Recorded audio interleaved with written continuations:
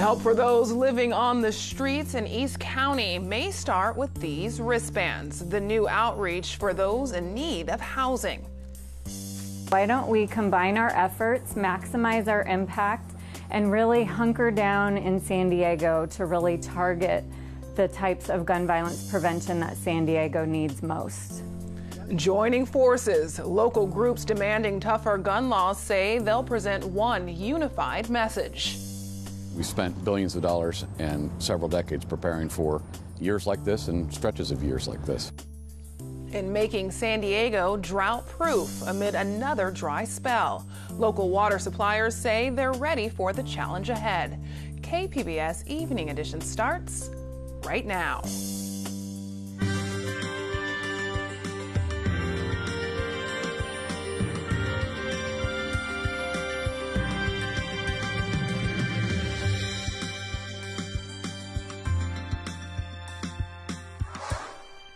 Good evening and thanks for joining us. I'm Ebony Monet. Teenagers demonstrated outside of the White House today, demanding action to reduce gun violence. The event was in response to last week's school shooting in Florida, where 17 people were killed.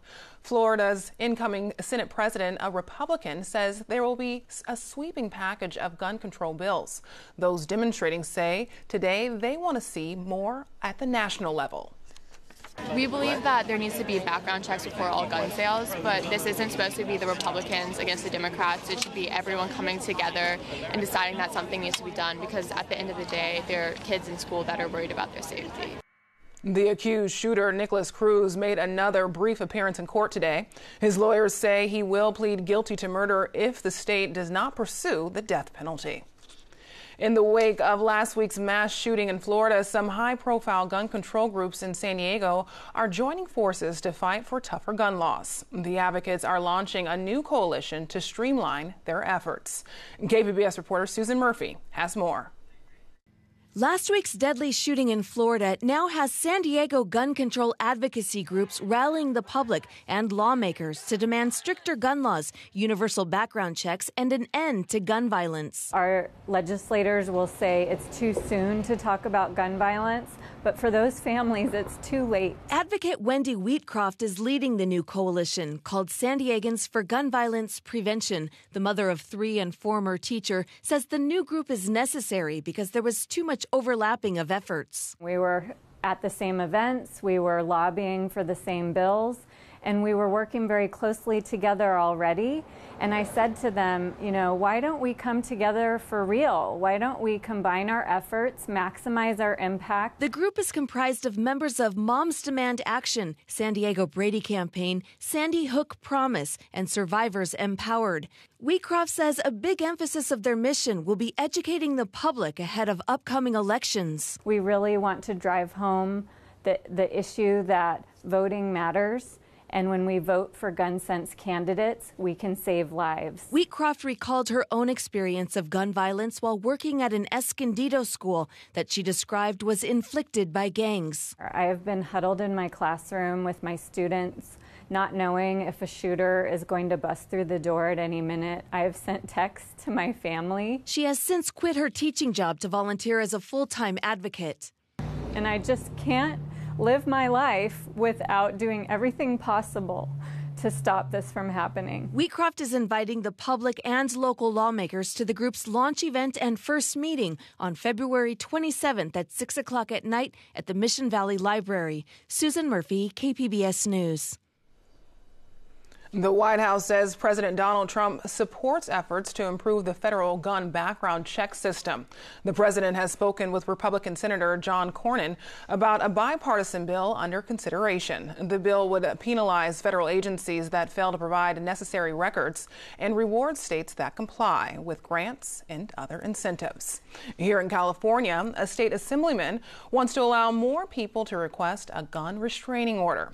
Under current law, only family and law enforcement can make a request on someone they feel is a danger to themselves or others. The proposed bill would add high school and college employees to the list, along with employers, coworkers, and mental health professionals. Unfortunately, we had this horrible incident in Parkland, Florida, where if that law was in place, principals and teachers could have gone to the court, could have gone to law enforcement to actually say, we need to get these guns away from this very dangerous individual. A similar bill was passed in 2016, but it was vetoed by Governor Jerry Brown. The two leading Democrats hoping to become California's next governor are picking up local endorsements. State Senator Toni Atkins, who will become Senate President next month, has announced she supports Lieutenant Governor Gavin Newsom. San Diego City Council member David Alvarez is publicly endorsing former LA Mayor Antonio Villaraigosa. Both candidates are making campaign stops in San Diego this week. There's a new push to connect people to homeless services in East County. KPBS reporter Matt Hoffman shows us the informational wristbands work. For the past week, the East County Chamber of Commerce has been giving out wristbands to local homeless shelters and first responders. Their goal is to better connect homeless people to services they need. They can have them right on their wrist and quickly remind themselves what number to text to. The idea is with just a text, people can get a list of local resources, like the crisis house here at El Cajon. I'm already signed up in there. I get my hot meals there. I get my mail there. Jose Cruz says he's been homeless the last 5 years and thinks the wristbands could help. If they want the services, they want the help, and all they have to do is do that, text online, yeah, I do it.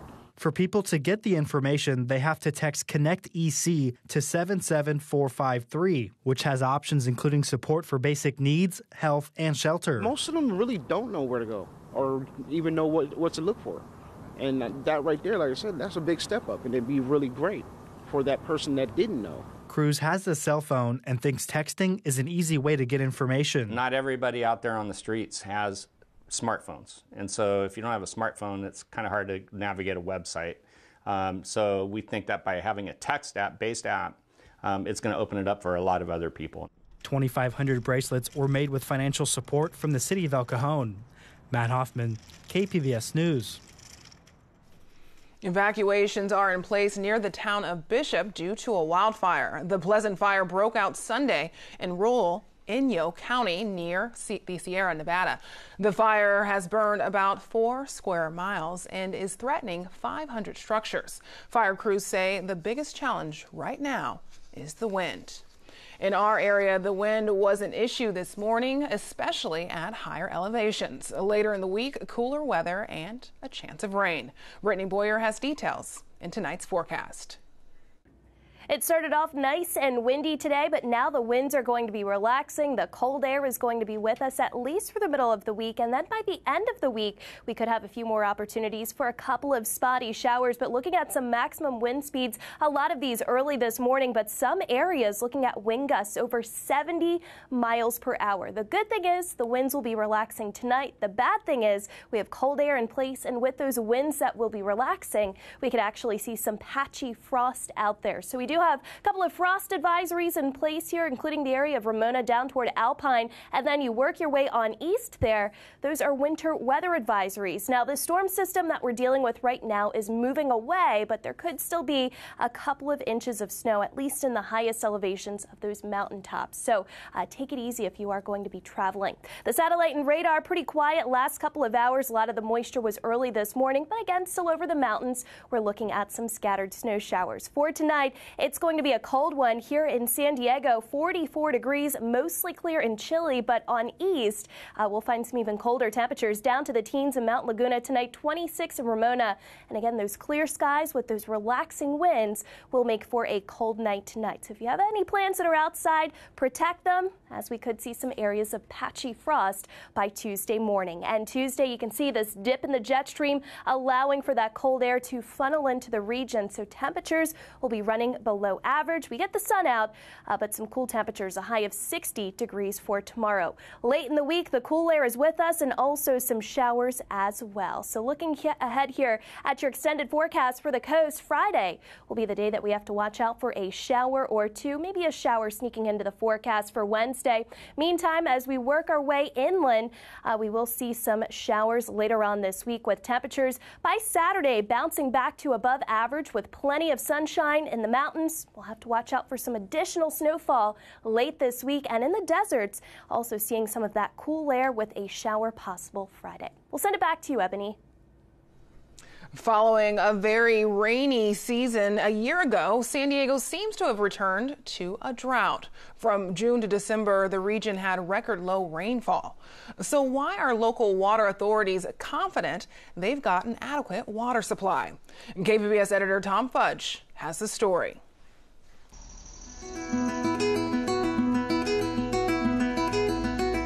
The grounds around the San Diego County Water Authority offices are dressed in a water-wise xeriscape of cacti and aloe, and today it really looks like a desert. The sky is a monotone blue, and even though it's January, the temperature is in the 80s. But Water Authority Assistant General Manager Dennis Cushman says despite the hot, dry winter, they've still got plenty of water for 2018. We'd like to see more precipitation, but we're prepared, and we spent billions of dollars and several decades preparing for years like this and stretches of years like this. Thanks to Water Authority investments and steep price hikes for ratepayers, Cushman says San Diego has a diversified set of water sources and an impressive network of infrastructure. New and expanded reservoirs, interconnecting pipelines and pump stations that allow us to store enough water for emergencies, about 90,000 acre-feet of water for emergencies. An acre-foot of water is enough for 2 four-person households for a year in San Diego. There was a time when 95% of San Diego's water came from the Metropolitan Water District, a wholesaler that gets water from the Colorado River and the Sacramento Bay Delta. Today, only 40% of the local water comes from Metropolitan. It's declining, and it's about on par with our independent water transfers from the Colorado River that we do on our own. Currently, 38% of the county's water comes from the Imperial Water Transfer Deal, which Cushman referred to. And that's not all. There are 2 big sources of water in San Diego that in the past we never took advantage of. The biggest one is the one that's right behind me, the Pacific Ocean.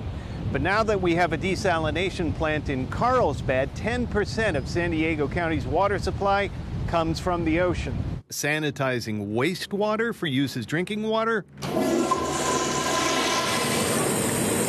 That's the new frontier. Al Lau is a water engineer with the Padre Dam Water District. He stands near a small demonstration plant in Santee that purifies the water that goes down the drain and down the toilet. Just south of the plant, a pipeline carries wastewater from East County to Point Loma, where it will be treated and dumped out to sea. We look at all the wastewater currently just literally flow past us, 14 million gallons all the way to the Pacific Ocean. We kind of see that as a waste of resources. At a cost of $460 million, Padre Dam wants to phase in a system that will eventually purify all of those 14 million gallons a day of wastewater and pump it into Lake Jennings for storage. That water, once again in Lake Jennings, will blend it with other sources of imported water supply before it's treated again, and that water will be basically provided to the entire community in East County. The City of San Diego Public Works Department expects to do even more. They plan to purify 100 million gallons a day of wastewater that now goes out to sea. San Diego's cost of building Phase 1 of the project, $1.3 billion. The diversification of San Diego's water supply has come at a cost. Since the early 90s, the average cost of an acre-foot of water has tripled, even as per capita demand for water has dropped substantially. Desalinated seawater, to take one example, is twice the cost of imported water from the Metropolitan Water District. The County Water Authority's Dennis Cushman says there's a reason desalinated water is more expensive. It's way more reliable, so it's not an apples-to-apples comparison. It's the most reliable supply in our portfolio, contrasted with sometimes the least reliable supply of water, the water from the Bay Delta, for instance, that we get from Metropolitan. California will never be free from the whims of drought patterns. Marty Ralph is a meteorologist and director of the Center for Western Weather and Water Extremes at UC San Diego. He says California's rainfall future will be very unpredictable. I do think the likely scenario for the future is a continuation of the very dynamic climate we have here in California, which goes from very wet to very dry from year to year. The climate projections are saying that's going to increase. The extremes are going to become greater. He says that means we need to predict short-term weather patterns more precisely and make more effective use of our system of dams and reservoirs. We're in the 21st century now. We need every drop of water to do more work for us than it used to. So we need the systems, the knowledge, the science, the policies, all to support that greater use and conservation of the water. Tom Fudge, KPBS News. I'm Judy Woodruff. Tonight on the NewsHour, students speak up. How survivors of the Florida school shooting are emerging as a mobilizing force. Coming up at 7, right after Evening Edition on KPBS. Fresh off this weekend's Vietnamese New Year festival, the region's Little Saigon neighborhood has another reason to celebrate. A newly painted mural now welcomes you to the Cultural District in San Diego's City Heights neighborhood. Speak City Heights partner Media Arts Center introduces us to the landmark's artists.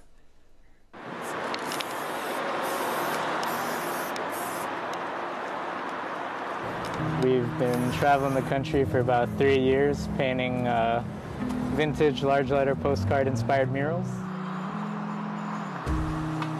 Really working with communities and bringing art to places where it might not be as prominent. And this is our third, actually, in San Diego. It's the city where we have the most murals. We originally did in North Park, Greetings from San Diego. People love it because it's like a modern-day postcard now. Everyone takes photos in front of it. And then another one we did in Liberty Station, which says greetings from U.S. Naval Training Stations. I guess what we do, in a sense, is a little bit more public art in a true sense. It's not like just creating our art in public. We're actually working with communities and, incorporating elements from different neighborhoods into the pieces that we do. We also try to work locally with residents and businesses and try to get all their ideas as well on the wall. But our goal overall is to kind of paint a mural in every state in the country. So we're at about like 28 murals, but got a long way to go still. That video comes from Brian Myers and Ernesto Munoz with our Speak City Heights partner, Media Arts Center. A trial date is set for the family of Tony Gwynn in their lawsuit against the U.S. Smokeless Tobacco Company. The Padres Hall of Famer used chewing tobacco for more than 30 years and well before any warning signs were displayed on packaging. The wrongful death trial will begin September 20th of next year. Gwynn died from cancer in 2014. Since then, Major League Baseball has banned the use of chewing tobacco by new players. Gene therapy has scored wins against some rare blood diseases and even a form of blindness. As AP reporter Kathy Young explains, now scientists are trying it on a much more common foe, HIV. Even the strongest AIDS drugs couldn't fully control 52-year-old Matt Chappell's HIV infection. Now his body can do that on its own. You don't have to really deal with side effects from some of the medications that are out there. Chappell was in a study in 2014 that edited a gene to make some of his blood cells resistant to HIV. Chappell's doctor says it's technically not a cure because the virus remains, but this could be the next best thing. Matt's gene therapy is not fully controlling his HIV, but it is doing a fairly good job of suppressing the virus in his blood. Chappell is one of the lucky ones. Only a few of the 100 others in those experiments were able to stay off HIV drugs for a couple of years. The rest still need medicines to keep HIV suppressed. But some see it as a good beginning. I think all this gene editing technology is really going to play out in a good way for diseases like HIV. Sangamo Therapeutics created the gene editing tool called zinc fingers nucleases. They're used to edit T cells, part of the immune system that HIV infects. We take the immune cells from the patient and then we edit them with zinc fingers, but we do it outside the body, and then we give the patients back the edited T cells. Scientists removed some of Chappell's blood through an IV. DNA instructions to make the gene editing tool are sent into the cells. The editing tool snips out part of a gene that helps HIV enter. The modified cells that now resist infection are now returned to him. Many scientists are trying different ways to improve the therapy with funding from the National Institutes of Health. Very bold, innovative techniques, mostly to try and cure people who are HIV infected. One study is doing a two-step approach. At the University of Pennsylvania, scientist James Riley is trying to do the same editing Chappelle had, plus adding a gene to help cells recognize and kill HIV. We're trying to see if we can get a long-term remission and have people off their current therapy and see if the cells can replace that and ultimately see if we can rid them of HIV. Chappelle believes the therapy has given him the gift of time. If you were to ask me in the early 90s if I'd be sitting here right now, no way. Giving him hope that he and others may not need HIV treatment in the future. Kathy Young, Associated Press. SpaceX delayed its launch of a Falcon rocket this weekend, but it may try again soon. SpaceX says its launch from Vandenberg Air Force Base north of Los Angeles could happen Wednesday. This is video from a similar SpaceX launch in December that was visible across our region. If a launch happens Wednesday, a pre-dawn contrail will likely be visible here in San Diego. NASA is showing new detailed images from the farthest reaches of our solar system. It's a project more than a decade in the making. Reporter Chris Duell from SciTech Now has the new perspective on Pluto. New Horizons was launched way back in 2006. It went by Jupiter to get a boost to fly out to Pluto. Took another 9 years or so to get to Pluto. But 2 years ago, on July 14th, 2015, it flew by Pluto and got incredible pictures, like opened up Pluto as, from what it was, which was a blob, even from Hubble Space Telescope, it was just a blob, and, imaged it as a whole new world for us to see. Before we see the new Pluto flyover, Dr. Gladstone shows us the path the video will take us on by using this globe of our distant neighbor. This is a globe of Pluto produced by Sky and Telescope, if you want to give them credit. And it's got the nominal names of different features on Pluto. So here's the big glacier called Sputnik Planitia, and all that's nitrogen frost here. The darker spots are different materials, but you can see a lot of the contrast. And this was the side that New Horizons flew past. So we flew by really quickly. In hours, like one day we had flown from one side to the other and taken all these pictures that make up this globe. And now they've made this digital elevation model, so they know the height of a lot of the regions we looked at. So in those flyover movies, there's one of Sharon as well, but the one of Pluto starts out down here in this region sort of to the southwest of Sputnik Planitia. Dr. Gladstone narrates the Pluto flyover for us from a perspective never seen by human eyes until now. So this is the Pluto flyover movie, and we start near the night side, and we're flying north, roughly, near the southwest of the Sputnik Planitia. And in this region, there's some cryovolcanoes that erupt and drop. There's a whole bunch of relief there, so it's fun to look at on the digital elevation model here. And I mention again maybe that the relief here is about 2 to 3 times what it really is, just so you can see it more strongly. Now we're flying up the western boundary of Sputnik Planitia, where there's all this white area to the right, past and what's called Cthulhu Macula on the left, where it's all dark red, and there's a lot of craters and mountains along that edge, and so it shows up well in the relief map. What's next for the New Horizons spacecraft? An encounter with a much further away Kuiper Belt object called MU-69 on New Year's Day 2019. So New Horizons has flown by Pluto, and it's going to fly by MU-69 pretty soon, and then it's going to leave the solar system entirely, and it'll be the fifth of, 4 other spacecraft have left the solar system, and it'll be the fifth.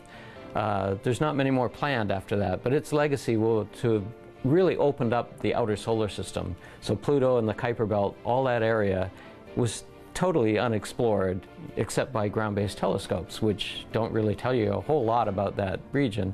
But New Horizons will be the first one to go there. Hopefully we'll go back and we'll get better pictures and see the part of Pluto that we didn't see on this flyby, because the flyby happened fairly quickly. But to leave movies such as the flyover movies shows you what the capability of New Horizons, even though it went by really quick, got all this great data, and we're still analyzing after 2 years. Hopefully MU-69 will give us similar haul of data about the Kuiper Belt, and that is unrepeatable. This is the only time you get to do that, so this is a big thing, to go out and explore a place for the first time and see what it's like up close. Now here's a look at what we're working on for tomorrow in the KPBS newsroom. San Diego County Supervisor Ron Roberts takes a spin in a new electric vehicle and talks with KPBS about the future of EVs in California. And on Midday Edition, dispatchers from the border. The former Border Patrol agent turned author talks about balancing compassion with duty. You can find tonight's stories on our website, kpbs.org/evening edition. Thanks for joining us. Good night.